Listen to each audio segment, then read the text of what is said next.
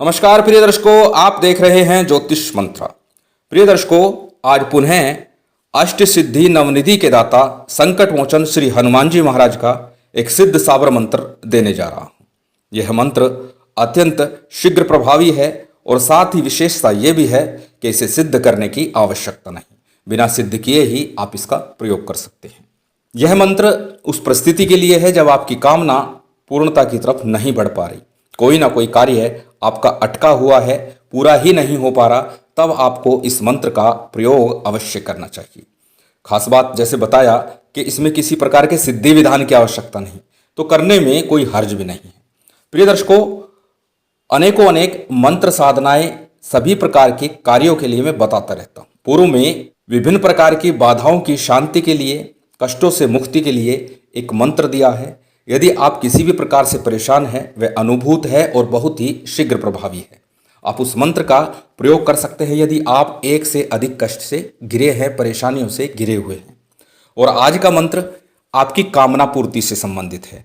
कामना सिर्फ एक रखना। जब भी आप इस मंत्र का प्रयोग करें, किसी एक कामना को अपने मन में रख करके जब आप इसका प्रयोग करेंगे तो कामना आपकी फलीभूत होती नजर आएगी। आवश्यकता सिद्धि की नहीं, परंतु आवश्यकता है भगवान श्री हनुमान जी महाराज के श्री चरणों में पूर्ण श्रद्धा, विश्वास और मंत्र की शक्ति अपनी भक्ति में पूर्ण विश्वास के साथ, पूर्ण श्रद्धा के साथ जब आप इस मंत्र का जप करेंगे तो ऐसा हो नहीं सकता कि कामना की पूर्ति ना हो। इस कलिकाल में श्री हनुमान जी महाराज अजर अमर और सर्वव्यापक देवता हैं, जो सभी के कष्टों का निवारण करते हैं और साथ ही कामना पूर्ति भी करते हैं। आज के इस कलिकाल में श्री हनुमान जी महाराज शीघ्र प्रसन्न होने वाले और सभी प्रकार से कष्टों से मुक्त कराने वाले हैं। प्रिय दर्शकों, जब आप कामना रखें तो कामना शुद्ध हो, सात्विक हो, ऐसी कामना ना हो जो किसी के अहित के लिए हो, किसी का बुरा चाहती हो। शुद्ध मन से और शुद्ध कामना के साथ जब इस मंत्र का प्रयोग करेंगे तो निश्चित ही सफलता प्राप्त होगी। चलिए अधिक विलंब न करते हुए बात करते हैं किस प्रकार से इस मंत्र का जप करना है। प्रिय दर्शकों, जैसे बताया सिद्धि विधान की आवश्यकता नहीं, परंतु अक्सर मैं बताता हूं चाहे मंत्र को सिद्ध करना हो या ना करना हो, परंतु जब भी आरंभ करें सिद्ध योग मुहूर्त में करें और साथ ही थोड़ा सा सिद्धि विधान कर ले। सिद्धि विधान कितना? कम से कम सिद्ध योग मुहूर्त में एक माला का जप अवश्य कर ले।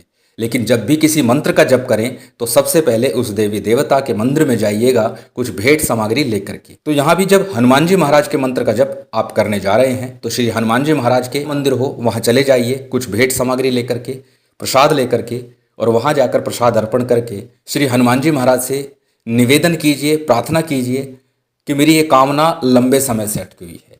अब मैं इस मंत्र का प्रयोग अपनी कामना सिद्धि के लिए आपके श्री चरणों में रख रहा हूँ। मेरी ये कामना शीघ्र फलीभूत हो, क्योंकि इसके बिना मेरे बहुत से कार्य अटके हुए हैं, जिसके कारण मेरा जीवन संकटों से भर गया है या मेरी परेशानियां बढ़ गई हैं। इस प्रकार की अनुनय विनय प्रार्थना करिए हनुमान जी महाराज के चरणों में, और उसके बाद घर आकर के जिस दिन सिद्ध योग मुहूर्त हो आपको साधना करनी है। श्री हनुमान मंदिर में भेंट अर्पण भी उसी दिन करें जिस दिन सिद्ध योग मुहूर्त हो, या उससे एक दिन पूर्व संध्या काल में चले जाइए और अगले दिन अगर सिद्ध योग मुहूर्त बनता है तो उस दिन साधना आरंभ कर दीजिए। अब सामग्री की क्या आवश्यकता है? जैसे बताया सिद्धि विधान नहीं है, परंतु जब आप पहले दिन पूजा करेंगे, साधना करेंगे तो थोड़ी सी पूजन सामग्री अवश्य होनी चाहिए। क्या सामग्री है? आपकी स्क्रीन पर पूजन सामग्री दिखाई दे रही है। बहुत सामान्य सी पूजन सामग्री है, बहुत विशेष नहीं है। आप इसे नोट कर सकते हैं, स्क्रीनशॉट ले सकते हैं। इस पूजन के लिए आपके पास एक घी या तेल का दीपक हो और साथ ही लाल रंग के पुष्प हो, कनेर के हो, गुड़हल के हो या फिर गुलाब के पुष्प ले सकते हैं। नैवेद्य के रूप में मोतीचूर के या बेसन के लड्डू हो या फिर घर में बनाया हुआ चूरमा भी आप प्रयोग कर सकते हैं। माला की बात करें जप के लिए तो मूंगे की माला या रुद्राक्ष की माला दोनों ही चल सकती है, लेकिन जो भी माला लें वो प्राण प्रतिष्ठित लें। प्राण प्रतिष्ठा विधि मैं डाल चुका हूँ। 5 से 15 मिनट के समय के अंदर आप प्राण प्रतिष्ठा बड़ी सरलता से संपन्न कर लेंगे। साबर मंत्र और वैदिक मंत्र दोनों ही दिए हुए हैं। आप अपनी सुविधा के अनुसार उन मंत्रों का प्रयोग कर प्राण प्रतिष्ठा कर सकते हैं। निश्चित ही आपकी माला चैतन्य हो जाएगी, प्रतिष्ठित हो जाएगी और आपके मंत्रों का फल आपको प्राप्त होगा। एक जलपात्र इस पूजन काल के दौरान आपको रखना है, संकल्प के लिए, शुद्धि आचमन इत्यादि के लिए। बात करें आसन की तो किसी प्रकार का आसन आप प्रयोग कर सकते हैं। श्रेष्ठ होगा यदि लाल रंग का ऊनी आसन इस साधना काल में, इस पूजन में आप प्रयोग करते हैं। चलिए बात करते हैं किस प्रकार से इस साधना को आरंभ करना है। किसी भी शुभ योग सिद्ध मुहूर्त में इस साधना को आरंभ करना है, ये मैं पहले बता चुका हूं। यदि मंगलवार का दिन हो और उस दिन ही सिद्धि योग बन रहा हो तो अति श्रेष्ठ है। शुक्ल पक्ष का कोई मंगलवार हो, अष्टमी या त्रयोदशी तिथि हो तो यह भी एक सिद्धि योग बनता है, जो पूर्व में मैं बता चुका हूं। इसके अतिरिक्त कोई भी सिद्धि योग मुहूर्त हो, सर्वार्थ सिद्धि योग हो, सिद्धि योग हो, रविपुख योग हो, गुरु योग हो, किसी प्रकार का योग हो, सिद्ध योग हो, पर उस दिन आप इस साधना को आरंभ करें। सबसे पहले शुद्धि आचमन कीजिएगा, दाहिने हाथ में जल लेकर के अपने ऊपर, और जो पूजन सामग्री चित्र इत्यादि रखे हुए हैं उनके ऊपर छिड़क दीजिएगा। श्री हनुमान जी महाराज का सुंदर सा एक चित्र रखिएगा आशीर्वाद मुद्रा में, या फिर राम जी के भजन में लीन, इस प्रकार का चित्र हो तो श्रेष्ठ है, अन्यथा जो भी आपको मिल जाए वही चित्र आप रख लीजिएगा।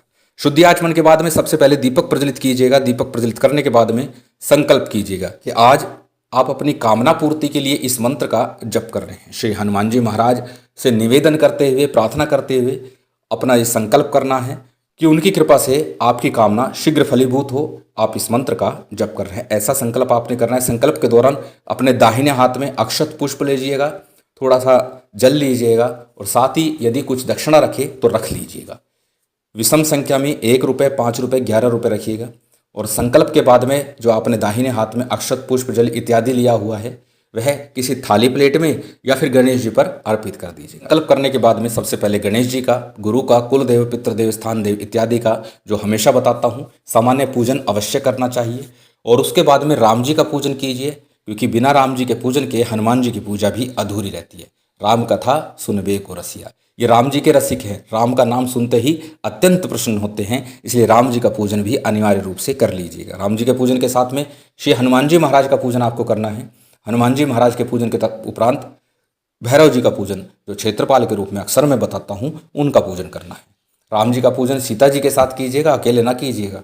और उसके बाद में जब सबका पूजन आपका संपन्न हो जाए, तत्पश्चात सबसे पहले एक माला गणेश मंत्र की, एक माला गुरु मंत्र की। यदि गुरु नहीं है तो हमेशा बोलता हूँ, अपने इष्ट को या फिर भगवान शंकर को सर्वे सर्वा मानते हुए उनके मंत्रों का जप कर सकते हैं। जब गणेश और गुरु मंत्र का जप आप कर लें, उसके बाद यथाशक्ति, इसमें संख्या निश्चित नहीं है, जैसे बताया सिद्धि की भी आवश्यकता नहीं है, संख्या भी आवश्यकता नहीं है, लेकिन सिद्ध योग मुहूर्त है तो कम से कम 11 माला का जप पहले दिन आप अवश्य कीजिए। उसके बाद चाहे 1 माला नित्य प्रति कीजिए। जब आपका जप संपूर्ण हो जाए, उसके बाद में आरती करनी है। आरती के बाद जो आपने भोग नैवेद्य जो भी आपके पास है वो नैवेद्य आपको अर्पित करना है।